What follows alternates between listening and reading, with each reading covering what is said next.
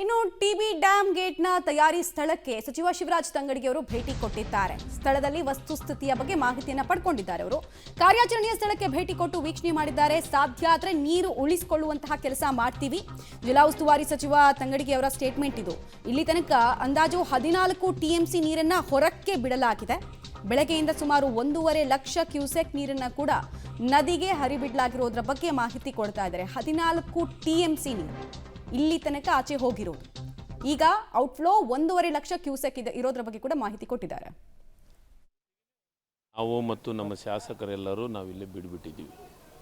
ನಮ್ಮದೇನು ಉದ್ದೇಶ ಅಂತಂದರೆ ನೀರನ್ನು ನದಿಗೆ ಬಿಡಲಾರ್ದೆ ಸಾಧ್ಯ ಇದ್ದಷ್ಟು ನೀರಿನೊಳಗನ ಪ್ರಯತ್ನಗಳನ್ನು ಮಾಡಬೇಕು ಅಂತ ನಿರ್ಧಾರ ಮಾಡಿದ್ದೀವಿ. ನಮಗೆ ನಿನ್ನೆ ಒಂದು ನಾಯ್ಡುವನ್ನು ಟೀಮ್ ಬಂತು. ಅವ್ರು ಏನು ಹೇಳ್ತಾ ಇದ್ದಾರೆ, ನೀರೆಲ್ಲ ತೆಗೆದ ಮೇಲೆ ನಾವು ಕ್ರಶ್ ಗ್ರೇಟ್ ಕುಂದಿರಿಸ್ಬೋದು ಅಂತ ಅವ್ರ ಐಡಿಯಾ. ಇನ್ನೂ ಒಂದು ನಮ್ಮ ಹತ್ರ ಟೀಮ್ ಕರೆಸಿದ್ದೀವಿ.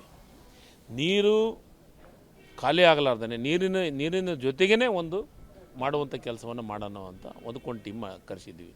ಅವ್ನು ನಿನ್ನೆ ರಾತ್ರಿ 1 ಗಂಟೆವರೆಗೂ ನಾವು ಪ್ಲ್ಯಾನ್ ಮಾಡಿದ್ದೀವಿ, ಏನೇನು ಮಾಡಬೇಕು ಅನ್ನೋದನ್ನು ಮಾಡಿದ್ದೀವಿ. ಇದು 4 ಫೀಟಿಂದು, 2 ಫೀಟಿನೂ 5 ರೆಡಿ ಮಾಡಿಸ್ತಾ ಇದ್ದೀವಿ.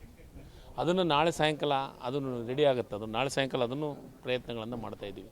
ಒಂದು ಏನು ನಾಯ್ಡು ಅವ್ರು ಬರ್ತಾ ಇದ್ದಾರಲ್ಲ, ಅವರು ಸ್ವಲ್ಪ ಈ ದೇಶದೊಳಗೆ ಕ್ರಸ್ಟ್ ಗೇಟ್ ಬಗ್ಗೆ ಭಾಳ ನಾಲೆಜ್ ಇರೋಂಥ ಪರ್ಸನ್. ಅವ್ರ ಜೊತೆಗೂ ಕುಂತು ಈಗ ಮಧ್ಯಾಹ್ನ ಸಾಯಂಕಾಲದವರೆಗೆ ಈಗ ಅವರೆಲ್ಲ ಚರ್ಚೆ ಈಗ ಅವ್ರು ಕಂಪ್ಲೀಟು ನೋಡ್ತಾ ಇದ್ದಾರೆ. ಸಾಯಂಕಾಲ ಅವ್ರ ಜೊತೆಗೂ ಕುಂತು ಚರ್ಚೆ ಮಾಡ್ತೀವಿ. ಒಟ್ಟು 2 ದಿವಸದೊಳಗಾಗಿ, ಯಾಕಂದರೆ ಇನ್ನೂ ಗೇಟ್ ರೆಡಿ ಆಗ್ತಾಯಿಲ್ಲ, ಇನ್ನೂ 2 ದಿವಸ ಬೇಕು ಅಂತಂತಂದರೆ ಗೇಟು. ಒಟ್ಟು ನಮ್ಮ ಉದ್ದೇಶ ಏನು ಅಂದರೆ